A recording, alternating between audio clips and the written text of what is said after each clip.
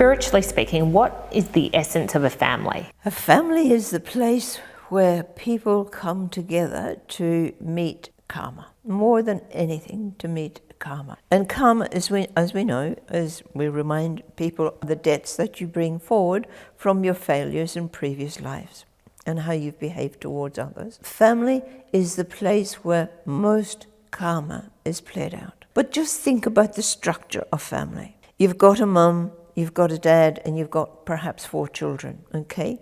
And those 4 children have got the DNA of mum and dad 50-50. One child is going to be perhaps more geared to the traits of mum or more geared to the traits of dad. And you're going to have past life connections between people in the family. And you've got karmatic debts between siblings, parents in the family.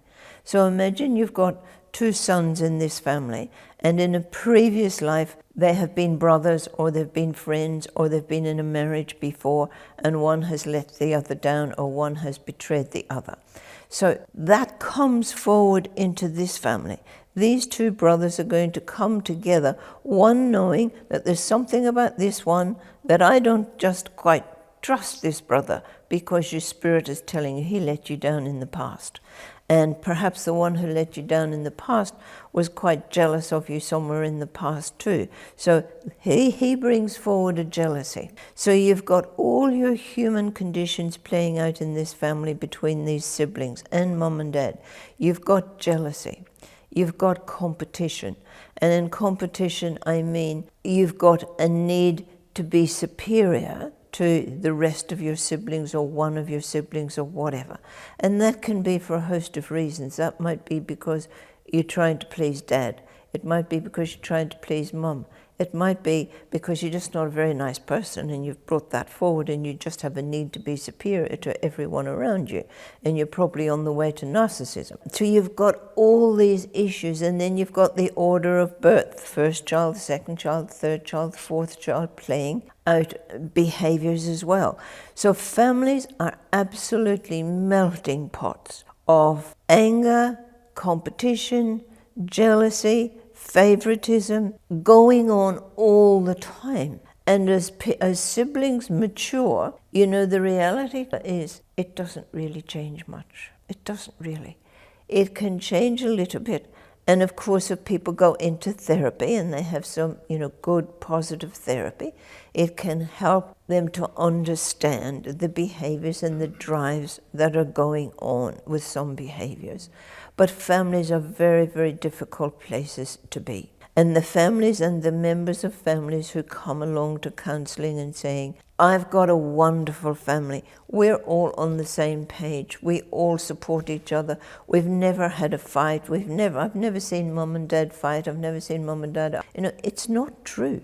It just is not true. People are just suppressing, repressing, not sharing what they feel. The most healthy families one can have is where you do teach your children to share.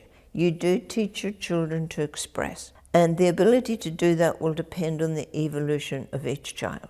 But if you can get, a little bit like Mrs. Brown's boys, the Irish kind of family, if you can get that happening, where people will say to people, I'm really angry with you because, or I'm jealous of you because, at least in a healthy family, that can be threshed out a bit and some sort of conclusion come to. But those feelings rarely ever just go away. The best we can do in a family is, and parents have such an active role in this, is to just try and bring the children together. Try and ask the children to see the good in each other, that none of them's perfect, that yes, they're going to be jealous of one. Yes, you're going to feel that this one's favorite, that one's favorite. If you've got a child who is traits are very much like dad, that child often is going to pull to dad more than mum. And that's normal, that's natural. And the majority of parents in society say, I don't have favorites. In my 4 children, I don't have favorites. That is just not true. It may not be that the word favorite is perhaps the most correct word to describe the feeling. Really what a parent is saying, I feel more at ease with this child. I can relate much more easily to this child than this one. This child is laid back and easygoing and very expressive like me. This child over here is cranky and bad-tempered and moody, and I'm intolerant of that, and I find that much more difficult to get along with. This has got to be expressed and admitted. Yet, therefore, that cranky child will say, you favour that other child because they're watching the easiness of relationship.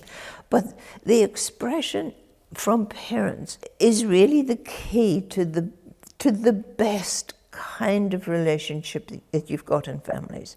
But then you've got families where you've got mental illness. You've got families where you've got narcissism fits within that box too. But in narcissism, you can try everything that you want to, and you're not going to achieve it because the narcissist is not going to listen. And if you've got a narcissist in a family, they're going to cause a lot of damage and a lot of trouble because they're right and they want it their way, and everybody else is wrong and you're wrong. It doesn't matter what you do as a parent. So really, it's the melting pot of karma, and it's the melting pot of difficulty, and we just try to get through families as best we can. If we've got a nurturing family, if we've really got a good relationship, a positive relationship with a sister or a brother, it should be nurtured, nurtured, nurtured, because I really think it's one of the best gifts in the world if we can do that. And within that relationship, there's still going to be difficulties, there's still going to be arguments, there's still going to be all these human feelings. But if we can deal with them, admit them, move on, a positive sibling relationship is a wonderful gift. Wonderful gift. For more spiritual knowledge, remember to subscribe. If any of the information Ian and Pearl spoke about piqued your interest, make sure you like and comment on this video below. There's so much knowledge and advice being delivered from Spirit to you via this channel. Healing your physical and emotional pains will guide you towards a more loving and meaningful life. This is the Spiritual Renaissance.